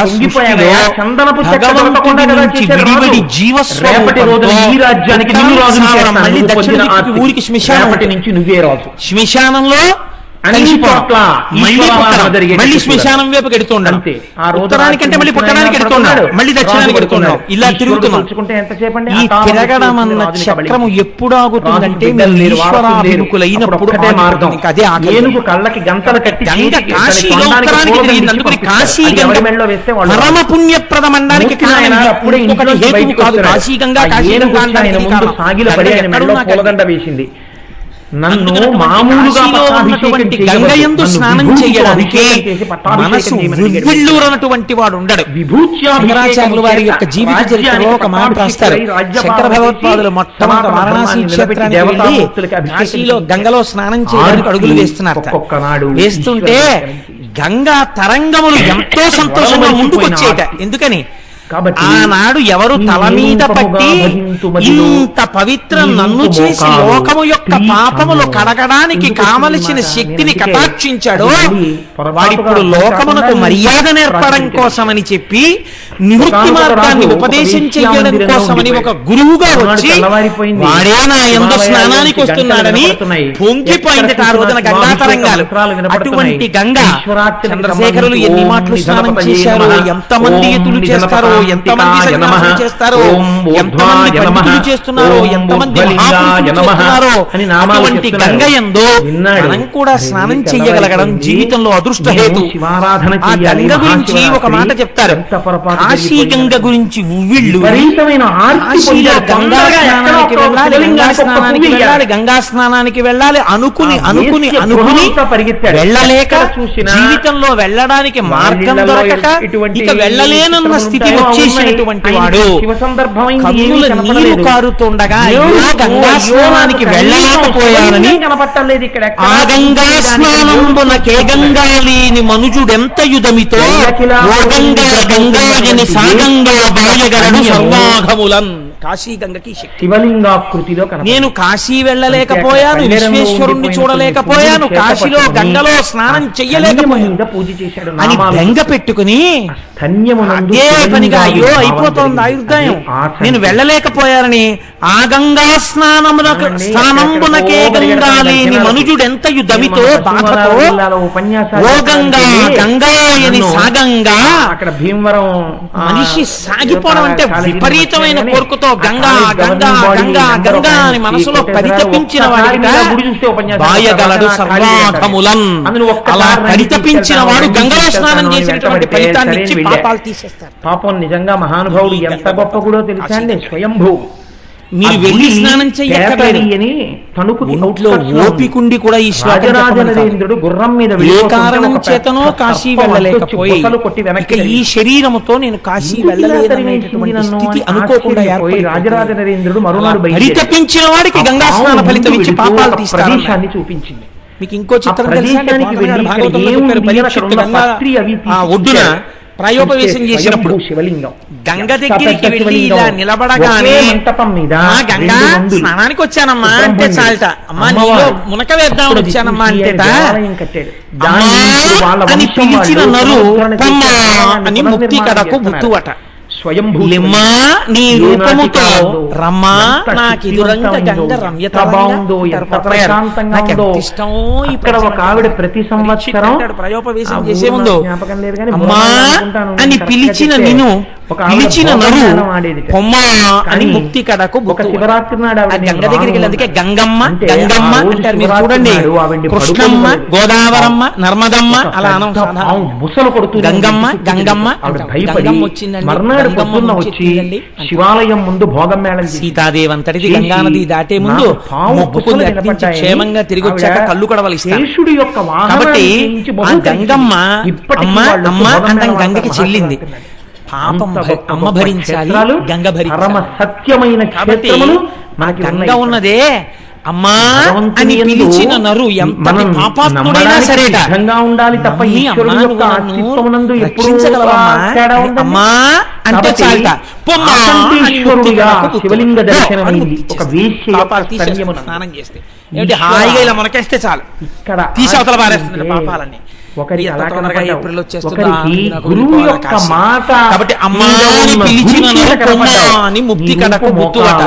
లిమ్మా నీ రూపముతో రమ్మా నాకిదురంగ గంగ రమ్యత సాధారణంగా కొంచెం ధవళ వస్త్రధారి సాకారముగా కనపడమ్మా. భగవద్గీత కించిదీత గంగాజల్లవకణికా పీత సకృతపీయేన మురారి సమర్చా క్రియతే తస్య యమేన న చర్చా అన్నారు. ఈ భగవద్గీత కించిదీత భగవద్గీతలో ఒక్క శ్లోకాన్ని బాగా అర్థం చేసుకుని జీవితంలో అనుష్ఠానంలోకి తెచ్చుకున్నటువంటి వాడికి గంగాజలవకణికా పీత గంగ బొట్టుని నాలుక మీద వేసుకున్నటువంటి వాడికి సకృతపీయేన మురారి సమర్చ శ్రీ మహావిష్ణువుని మనపూర్వకంగా అర్చన చేసినటువంటి వాడికి క్రియతే తస్య యమేన న చర్చ, యముడితో చర్చ లేదు. వాళ్ళు రారు కాబట్టి వాళ్ళు వస్తే ఏంటంటే భయంకరమైన రూపాలు చూసి అంటే నేను బాబాయ్ నేను రానంటాడు. కాబట్టి చక్కగా వచ్చారనుకోండి గుళ్ళో ఉన్నానా నేను ఆనందంతో కలిసిపోతాం. చర్చ లేదంటే మోక్షం కూడా. గంగా స్నానం అంత గొప్ప గంగా స్నానం అసలు చిత్రం కోరిక కోరుకుంటాడు. నాలుగవది శరీరం పడిపోయిన తరువాత మరీ చిత్రం ఈ అస్థికలు గొల్లవాడు గంగా నదిలో నిమజ్జనం అవ్వాలని శివాలయానికి వచ్చాడు. నాకైతే అనిపిస్తుంది అసలు ఈ భారతదేశంలోనే కాదు ఎక్కడెక్కడ చనిపోయినటువంటి ఇన్ని కోట్ల మంది యొక్క అభిషేకం అస్థికలు గంగా నదిలో నేను త్రయంబకంలో గౌతమీ నది ఒడ్డున నిలబడి చూస్తుంటే పిడకతో తీసుకొచ్చి లోపల తండ్రి గారివో తల్లి గారివో అస్థికలు కలుగుతున్నాయి. తెలియదురా నా పక్కన యాదృచ్ఛికంగా బహుశా పరమశివుడి మనసులో ఎలా అయినా అభిషేకం చెయ్యాలని సైంటిస్ట్ ఒక ఆయన మరునాడు మేకలు ఎలా అభిషేకం పరివాహక ప్రాంతం కింద ఎన్ని ఎలుకలు నిలబడిపోయింటాయో తొందరగా కరగవు కదా. అందులో ఒక పింటిక దొల్లి పక్కకెళ్ళి ఆయన నాతో ఒక ఆశ్చర్యకరమైన శివలింగ దర్శనం అయింది. అబ్బా ఈ విషయంలో లాబొరేటరీస్ మేకల వచ్చి గంగా జలాలకి త్రయంబకంలో ఉన్న గోదావరి జలాలకి ఒక శక్తి ఉంది. ఎలుకని కూడా అతి తొందరగా శివలింగముగా మారిపోయి స్వయంభూగా ఆవిర్భవించాడు. కాటములో నుంచి వచ్చాడు కాబట్టి కాటేశ్వరుడుగా అనిపించింది. కాబట్టి ఎన్ని అందులో కలిసిపోతున్నా గంగ గంగే. మీరు చూడండి మదిలో నీ రూపు మోకాలు తీసుకొచ్చి పెట్టండి కుంచము నిజంగా జలాలకి. అందుకే ఈ దేశం నీటిని బ్రహ్మంగా పూజ చేసిందండి. సందేహం అన్నమాట. ఎప్పుడు వచ్చిన నీరు మీరు ఏంటి? ఎప్పటి నుంచో నీటిని పరబ్రహ్మంగా ఉపాసన చేసింది ఈ లోకం. భారత జాతి దేన్ని కూడా అనుభవైక వైద్యమైన వస్తువుగా చూడలేదు. అన్నింటినీ పరబ్రహ్మంగా నీటిని ప్రత్యేకించి ఆదరించే తొందరగా. అందుచేతనే అటువంటి గంగా భగవద్గీతా కించిదీత గంగాజలలవ కణికా పీత సుకృతపేన మురారి సమర్చా క్రియతే తస్య యమేన చర్చ. శాస్త్రంలో ఒక మర్యాదతో కూడిన మాట చెప్తారు. భార్య అంటే ఏమిటండి? శాస్త్రంలో భార్య అంటే ప్రాధాన్యత కలిగినటువంటి భార్య విశ్రాంతి స్థానము. ఇప్పుడు నేను అది అడుగుతున్నా, నిన్ను చూడకుండా ఉండలేను, ఒక్కసారి నాకు నువ్వు ముఖం చూడగానే ఆవిడ లాలన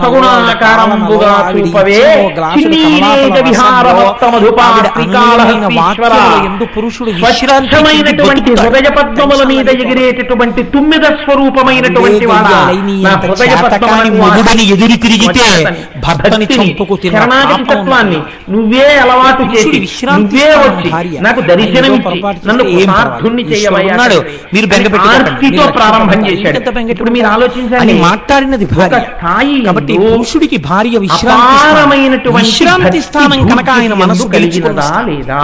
భార్య అంటే ఈ పురుషుడి యొక్క అనురాగ స్థానం. ఆయన అనురాగం అంతా ఎక్కడుంటుందంటే ఆవిడ యందు మాత్రమే ఉంటుంది. నివర్తయమనో మర్త స్వజనైతం మనః అంటుంది సీతమ్మ. అనురాగం అన్నది మనసులోంచి ఉద్భుతము కానీ భార్య జ్ఞాపకం. భగవద్ దర్శనం అనురాగ స్థానము భార్య. ఈ రెండు భార్య ఎందుంటాయి. అందుకే అసలు స్త్రీకి ఈ జాతి వేసినంత పెద్దపీట ఎవరేశారు? ఏ భక్తుడి పెద్దపీట వేసి మాట్లాడింది. ఇటువంటి కాబట్టి అనురాగమును పరమశివుడికి అనురాగం ఏంటి? ఆయన మహానుభావుడు, గొప్ప జ్ఞాని. అటువంటి అనురాగాన్ని శాస్త్రంలో అంటారు శివుడికి నలుగురు భార్య. నేను తాళం వేస్తాను, నువ్వు నాట్యం చెయ్యి. శివుడికి నలుగురు భార్యలు.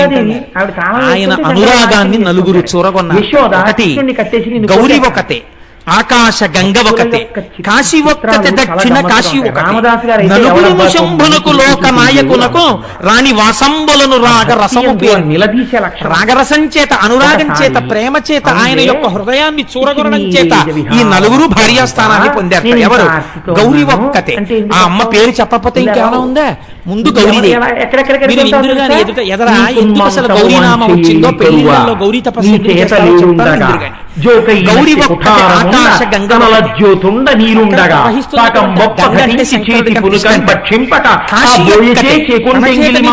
కాశీపట్నం అంటే ఆయనకు అంత ఇష్టంట. కాశీ ఒక్కతే, దక్షిణ కాశీ ఒక్కతే, దక్షారామం అంటే ఆయనకు అంత ఇష్టంట. ఇగో కన్నప్పకి మన అదృష్టం పండించట. ఎందుకు ఎంగిలి మాంసం పెట్టాడు? ఇవన్నీ చేశాడు. దక్షిణ కాశీ నలుగురును శంభునకు లోక నాయకునకు రాణి వాసంబులను రాగరసము పేరు.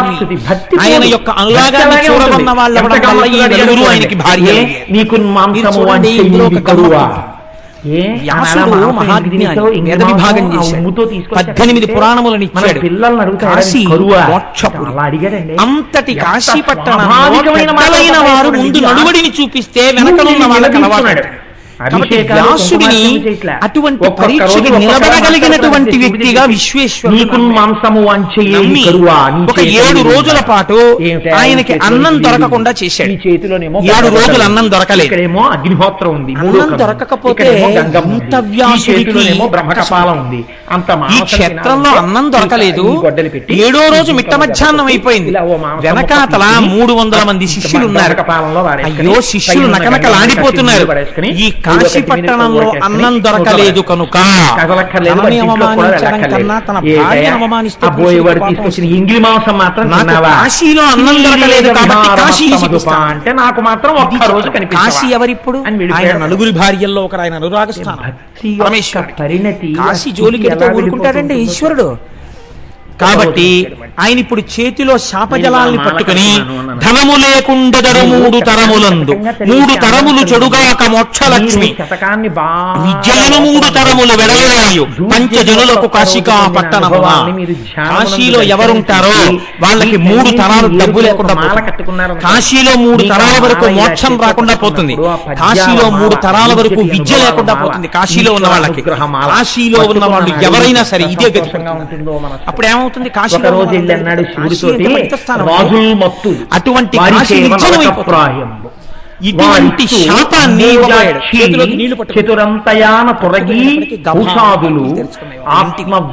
అందులోంచి ఒక 50 సంవత్సరాల స్త్రీ పరిపృష్టి ముఖంతో విజయవాడ ఎలా ఉంటుందో అలా ఇంత బొట్టు పెట్టుకుని చెయ్యెత్తేటప్పటికి చేతుల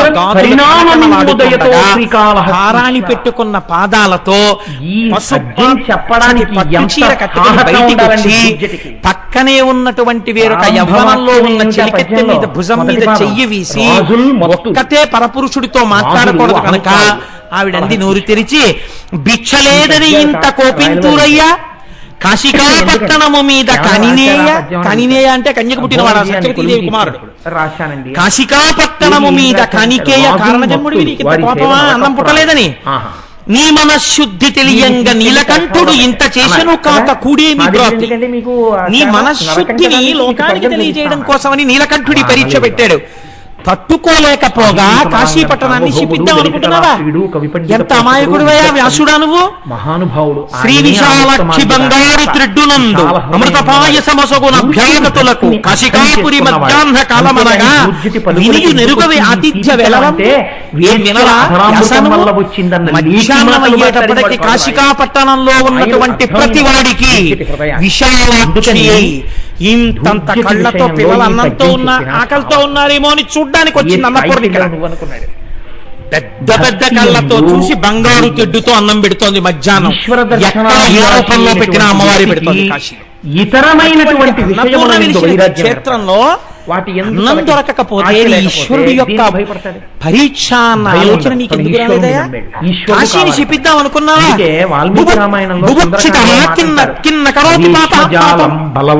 ఆకలితో ఉన్నవాడు ఏ పాపమైనా చేసేస్తారని దానికి నువ్వే ఉదాహరణయా వ్యాస? కాశీపై కోపగింపక కాదు నీకు, ఎంత కోపించునో ఇంత కిందుమౌళి విప్రవుగాన నేరము వెతుకతగదు భిక్షకుని రమ్ము మాటలు పెక్కులే. బ్రాహ్మణుడవయ్యా, నీ మీద నేను నిందారోపణ చేసి నువ్వు చేసింది మంచి అన్నం లేదు కదా, బాధపడిపోతున్నావు. వెళ్ళు ఒక్కసారి సంధ్యావందనం చేసి శివలింగానికి అభిషేకం చేసుకుని అన్నం పెడతాను. ఆత్మదర్శనం దగ్గర మాత్రమే ఆగుతాడు. మహాయోగి పొంగబడి ఉన్నారు. మంచి ధీటిగా చెప్తోంది ఇవిడ అన్నం పెడతారని ఇంతమంది శిష్యులతో. పెడుతుందా? అనుమానపడ్డాడు. సరే, ఇన్నాళ్ళకి పెడతానన్న మనిషి దొరికింది. వెళ్ళాడు, గంగా స్నానం చేశాడు, సంధ్యావందనం చేసుకున్నాడు, అభిషేకం చేసుకున్నాడు, శిష్యులతో కలిసి వచ్చాడు. అందరూ వచ్చి కూర్చున్నారు. పాత్రలు పెట్టారు, అన్ని పాత్రలు పెట్టేశారు. పరిశేచనానికి చేతిలో ఔపోసన నీళ్లు పోసేస్తున్నారు, స్తోత్రం చేయించుకుంటారు. ఇవన్నీ ఎందుకు ఆయనకి బాధ? నా ఇంటి సింహాసనంలో కూర్చోవలసిన వాడివి నువ్వు, నా హృదయ సింహాసనమునందు కూర్చోవలసిన వాడివి నువ్వు, స్తోత్రములు అందుకోవలసిన వాడివి నువ్వు, ఛత్రం పట్టించుకోవలసినటువంటి వాడివి నువ్వు. కానీ అవన్నీ వాళ్ళు పట్టించుకుంటున్నారు. నీకు జరగవలసినవి వాళ్ళు జరిపించుకుంటున్నారు. అధికార మదోన్మత్తులు, ఎంత అహంకారం! ఇదేమిటని ఎవరైనా అడిగితే శిరచ్ఛేదం చేయడానికి వెనకాడరు. అంతటి అహంకారం రంగరించుకుపోయిన వారు రాజులు. రాజులు మత్తులు. ఎంత అహంకారం లేకపోతే దూర్జటిని ఆయన ఏమనలేదు. ఎందుకనాలండి ఈ మాట? దూర్జటి బాధంతా ఏమిటంటే, ఎందుక వైభోగాలన్నీ మనుష్య శరీరానికి, ఈశ్వరుడికి జరగవలసిన సత్కారాలు మీరు చేయించుకుంటారా? ఎందుకని రాజులు మత్తులు, వారి సేవ నరకప్రాయము. సింహాసనం మీద కూర్చోవడానికి నువ్వు తగినవాడివి, నీకు భృత్యుడు అనిపించుకుంటాను, నీకు సేవకుడు అనిపించుకుంటాను. సింహాసనం మీద వారు కూర్చుని వారికి నమస్కరించి, వారికి స్తోత్రాలు చేసి, వారికి పద్యాలు చదివి, వారికి వినిపించి, వారు సంతోషిస్తే వారి దగ్గర తాంబూలాలు ఉచ్చుకుని నాకు అక్కర్లేదు. ఈశ్వర, నీ చేత పెట్టినటువంటి ఒక పట్టెడు అన్నం నాకు చాలు, నాకు అక్కర్లేదు ఇవన్నీ అంటే. ఇప్పుడు ఎటువైపుకి వెళ్ళిపోతున్నారు దూర్జటి? పూర్ణ వైరాగ్యం వైపు వెళుతున్నాడు ఆయన.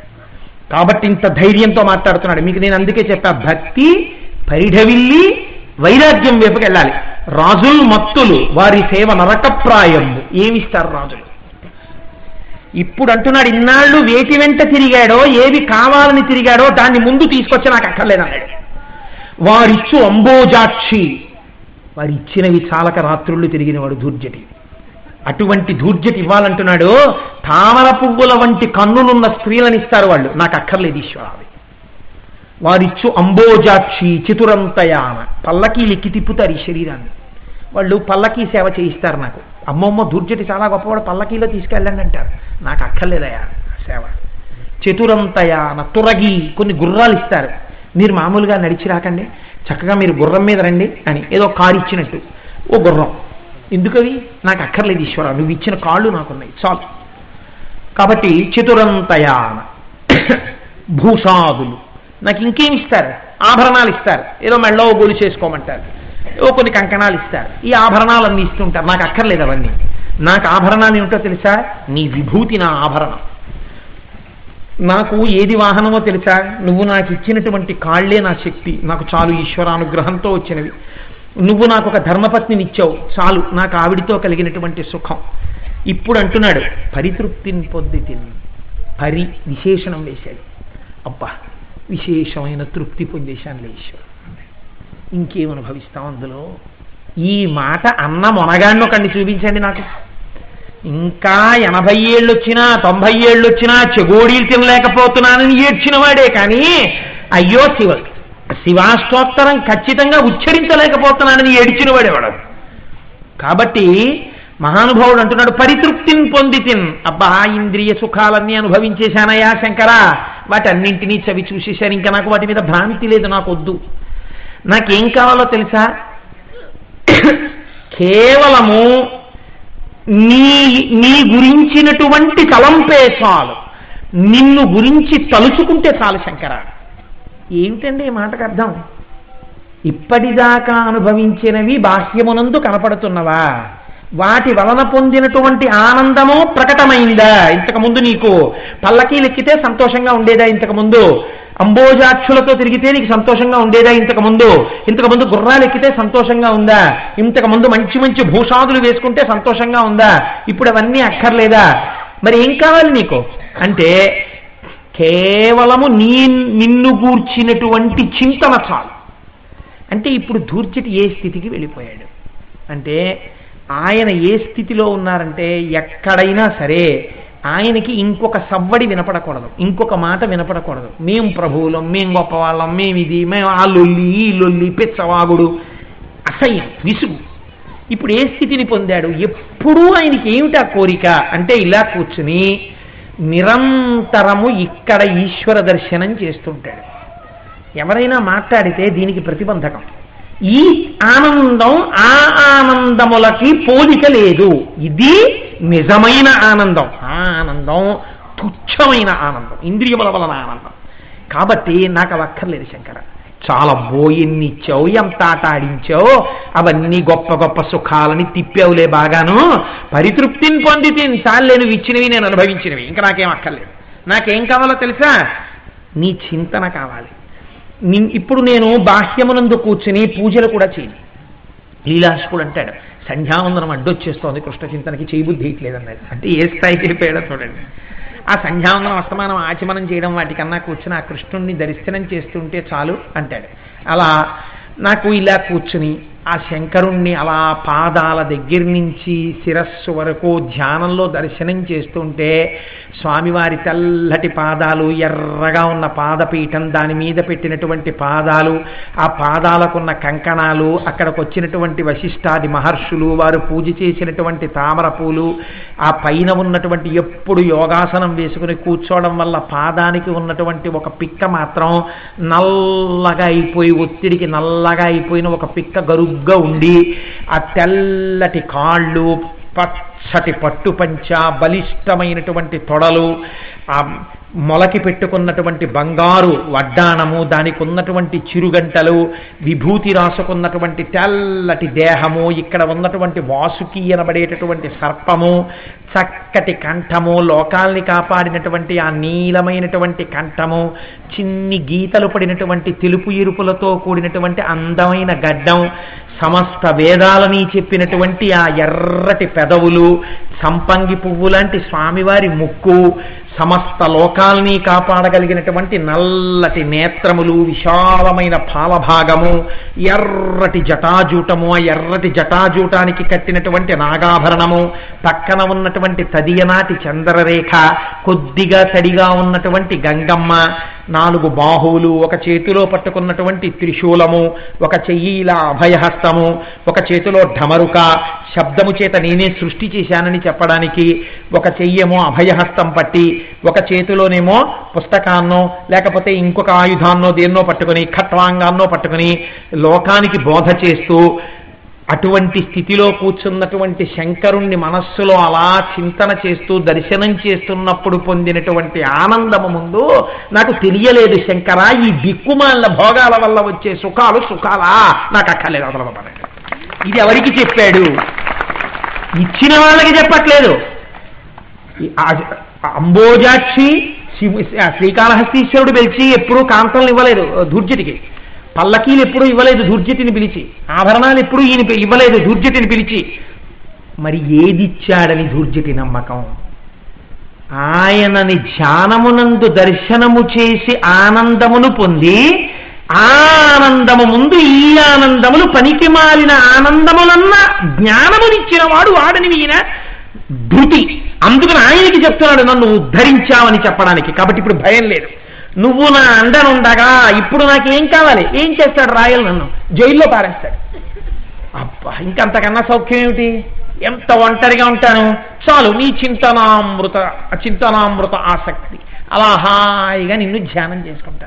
చాలదా శంకర? ఇంకా నాకేం కావాలి? నన్ను బంధించగలరేమో, నా శరీరాన్ని బంధించగలరేమో, నా మనస్సుని ఈశ్వరుడి మ్రోల చేరకుండా ఎవరు బంధించగలరు? అది నీ పాదపద్మముల యందు ఎప్పుడెప్పుడు వాలిపోదామా అని చూస్తోంది.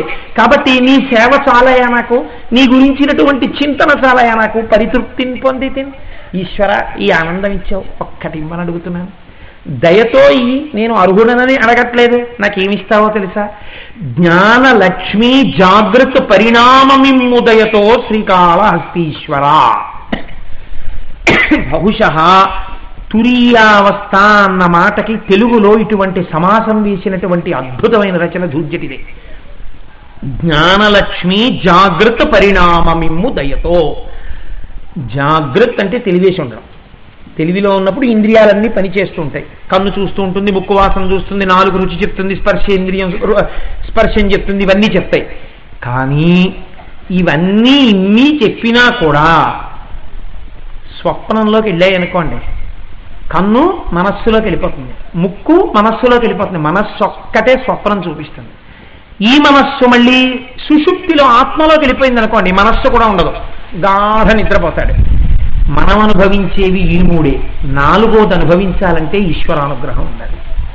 ఆ నాలుగోదానికే తురీయమని పేరు. అందుకే రమణ మహర్షి దగ్గరికి వెళ్ళి మీరు ఎప్పుడు లేస్తారు అని అడిగాడు ఒక ఆయన. నేను పడుకుంటే కదా లేవడానికి అన్నారు ఆయన. ఇదేంటి ఈ మాట ఏదో చిత్రంగా ఉందని, పోనీ ఎప్పుడు పడుకుంటారు అని అడిగాడు. అసలు ఎప్పుడూ లేచి ఉండేవాడికి పడుకోవడం ఏంటి అన్నాడు. ఇంకా అడగడానికి ఆయనకి ప్రశ్న లేదు. ఎప్పుడూ లేచి ఉండడం అంటే ఏమిటో తెలుసా అండి? జాగృతికి సాక్షి. అంటే అది ఎలా ఉంటుందంటే, ఈ ఇంద్రియము చూస్తోంది అన్నదాన్ని సాక్షిగా చూస్తుంటారు. ఇప్పుడు నేను మీకు ఒక్క తేలిక మాట ఎప్పుడు నేను అదే ఉదాహరణ చెప్తుంటాను, మీకు తేలిగ్గా అర్థమైపోవాలంటే ఒక్కటే ఉదాహరణ ఉంటుంది లోకంలో. ఇప్పుడు ఇక్కడ నిప్పిడుతోంది అనుకోండి, మీరు డాక్టర్ గారి దగ్గరికి వెడితే ఏంటి బాబు మీకు ట్రబుల్ అని అడిగారు అనుకోండి, ఈ లోపల నొప్పి వస్తూ ఉంటుంది డాక్టర్ గారు అన్నారు అనుకోండి, ఈ లోపల నొప్పి వస్తోందని తెలుసుకున్నది ఎవరు? ఎవరు తెలుసుకున్నారు? మీరే తెలుసుకున్నారు. ఆ తెలుసుకున్నదేదో అది మీరు, తెలియబడినది శరీరం, అది తెలుసుకుంటున్న దానికన్నా వేరుగా ఉంది కదా. అందుకే కదా ఒకటి చెప్తోంది దీనికి ఇక్కడ నొప్పెడుతోందని. దీనికి అన్నప్పుడు ఇది వేరు, తెలుసుకుంటున్నది వేరు. తెలుసుకున్నది ఇది ఒకటే అయిపోతే తెలుసుకునేది తెలుసుకోబడుతున్నది రెండు ఉండవు. తెలుసుకుంటున్నది ఒకటి ఉంది, అది కన్ను లేకపోయినా చూస్తుంది.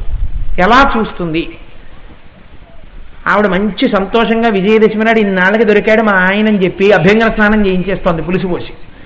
ఏదో మంచి కబుర్లు చెప్తాను, ఏమన్నా జనవరికి తిరుపతి తీసుకెళ్తా అన్నారు కదా అని. ఏదో ఈలోగా రెండు కళ్ళల్లో పులుసడిపోయింది. పాపం పెద్ద ఆయన తల తుడుచుకుని వచ్చి కూర్చున్నాడు.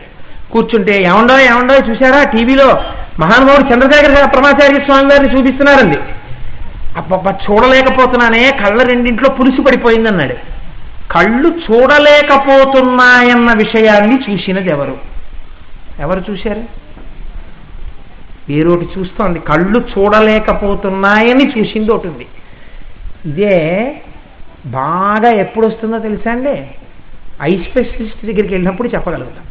కంటి డాక్టర్ గారు ఏదో రింగులు జోడు ఒకటి ఎట్టి అందులో అర్థం వేసి ఇప్పుడు కనపడుతుందా అండి పై వరస్తారం అంటే తెలుస్తోంది డాక్టర్ గారు అంటాడు. ఇప్పుడు నాకు తెలుస్తున్నాయి పై వరస అని తెలుసుకుంటున్నది ఒకటి ఉంది. ఈ కన్ను ఈ అద్దంతో చూడగలుగుతోంది అని చూస్తున్నది ఒకటి ఉంది. ఆ చూస్తున్నది ఏదో అది ఆత్మ. అందులో తానైతే తురీయావస్థ. అప్పుడు ఈ మూడు అవస్థలకి అది సాక్షి. సాక్ష్యంగా అలా చూస్తూ ఉంటాడు జాగృతిని, స్వప్నాన్ని, సుషుప్తిని. ఈ మూడు అవస్థల్ని దాటి సాక్షిగా ఉంటాడు. ఈ సాక్షిగా ఉన్నటువంటి తురీయావస్థ యందు ఈ లోకమంతటా ఈశ్వర చైతన్యాన్నే చూస్తాడు తప్ప ఇంకా అన్య వస్తువు కనపడదు. అంతా ఈశ్వరమయంగానే కనపడుతుంది. అలా ఈశ్వరమయముగా చూడగలిగినటువంటి శక్తి కలిగితే అదే రుద్రాధ్యాయం అండి. వృక్షేభ్యో హరికేశయోపవీతినే పుష్టానాం పతయే నమో నమో. ఈ చెట్టు ఈశ్వరుడు, దాని ఆకులు ఈశ్వరుడు, ఆ కదలిక ఈశ్వరుడు, ఆ చప్పుడు ఈశ్వరుడు, ఆకాశం ఈశ్వరుడు, దీపాలు ఈశ్వరుడు, మీరు ఈశ్వరుడు, నేను ఈశ్వరుడు, ఈ ధ్వని ఈశ్వరుడు, దొంగ ఈశ్వరుడు, దుంగ ఈశ్వరుడు, అంతర్బహిష్య తత్సర్వం వ్యాప్య నారాయణ స్థిత. అంతా ఈశ్వరమయంగా మీకు కనపడుతుంది అనుకోండి. అప్పుడు రెండో వస్తువు లేకుండా ఒక్క వస్తువు అయిపోయారు. అంతటా ఈశ్వరమయం మీతో కలిపి. అప్పుడు నిర్భయావస్థ. రెండవది ఉంటే భయం, ఒక్కటే ఉంటే భయం ఏదియా? అందుకే చిరుతపులి కనపడినా రమణ మహర్షి నిర్భయంగా ఉండగలిగారంటే ఆయనకు ఆత్మ వస్తువే కనపడుతుంటుంది, ఈశ్వరుడే కనపడుతుంటాడు, అన్యం కనపడదు. ఈ యొక్క ప్రభావం దాని మీద పడి దానికి ఈశ్వరుడే కనపడుతుంటాడు. ప్రాణుల యందు సమబుద్ధి ఉండి ద్వేషభావం అంతరిస్తుంది. ఇది మన సనాతన ధర్మం నిరూపించినటువంటి గొప్ప స్థితి. ఇది నాకు ఈ అని అడిగాడు కూర్చొని. ఇది దయతో నాకు ఇవ్వాలన్నాడు. ఇది అందరికీ ఇవ్వరు ఈశ్వరుడు. ఎవరో కొంతమందిని మాత్రమే ఎంచుకొని వారి భక్తిని చూసి, వారి ఆర్తిని చూసి, మొట్టమొదట భక్తితో ప్రారంభమై ఆ భక్తి చాలా పరిణతితో కూడిన భక్తి అయి అది వైరాగ్యము వైపుకి నడిచి భక్తి వైరాగ్యములతో కూడినటువంటి కర్మ ఈశ్వరానుగ్రహము చేత జ్ఞానముగా మారుతుంది. జ్ఞానము మీరు పొందలేరు, ఈశ్వరుడు ఇవ్వాలి అజ్ఞానం. ఇప్పుడు ఆ జ్ఞానం పొందితే మోక్షానికి వెళ్ళిపోయినట్టే. ఈ ప్రార్థన చేసి ఈ వైరాగ్యావస్థని శంకరుడి ముందు ఆవిష్కరించి నాకు ఏ భోగాలు అక్కర్లేదు, నాకు ఈశ్వర నీవే కావాలి అన్న మాట చెప్పి ధూర్జటి బయలుదేరి శివాలయంలోంచి బయటికి వచ్చాడు. బయటికి వచ్చి తాను ఏదో స్నానం చేసి గుళ్ళోకి వెళ్ళినప్పుడు ఓ పిడి చేసినటువంటి పంచొకటి అక్కడ పెట్టుకుని ఏదో తెచ్చుకున్నటువంటి జలపాత్ర అక్కడ పెట్టుకున్నాడు. ఇవన్నీ తీసుకుని బయటికి వచ్చి నిలబడి ఇలా చూశారు. ఇది ఇచ్చాడా లేదా ధూర్జటికి ఈశ్వరుడు? శ్రీకాళహస్తీశ్వర శతకంలో చెప్పలేదు ధూర్జటి విషయాన్ని, కాళహస్తి మహాత్మ్యమునందు చెప్పాడు. ఎందుకని? దాని మాహాత్మ్యము చేత తాను చూడవలసింది చూశాడు కాబట్టి అక్కడ చెప్పారు. ఏమని చెప్పారో తెలుసా అండి? ఉదయగ్రావము పానవట్టము అభిషేకోతత్ప్రవాహంబు వార్ధి ధరిధ్వాంతము ధూపధూమము జ్వలద్దీప ప్రభారాశి కౌముది తారానివహంబులద్భుత సుమంబులుగా తమోదూత సఖ్యతమై సీత గభస్తి బింబ శివలింగం బొప్పే ప్రాచీదిశన్. అసలు నోటితో చెప్పడానికి వీలు లేని విషయాన్ని నోటితో చెప్పారు. ఇప్పుడు అంటే నాకు అటువంటి తురీయావస్థ ఇయ్యమంటే సాక్షిగా ఉన్న స్థితిలో దాన్ని పద్యంగా చెప్పగలిగిన శక్తిని ఈశ్వరుడు ఇచ్చేశాడు ఆయనకి. ఇప్పుడు ఎలా కనపడింది దుర్జటికి?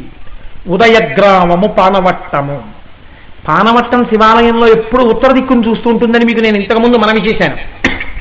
ఉదయగ్రామము పానవట్టము, అదిగో ఆ ఉదయ వేళలో పడినటువంటి ఆ ఎర్రటి సార ఉందే, అది శివాభిషేకం జరిగినప్పుడు వెళ్ళేటటువంటి పానవట్టం. అభిషేకోతత్ప్రవాహంబు వార్ధి, ఆ అభిషేకం చేసినటువంటి జలాలన్నీ పానవట్టంలోంచి వెళ్ళి పక్కకు పడిపోతాయి.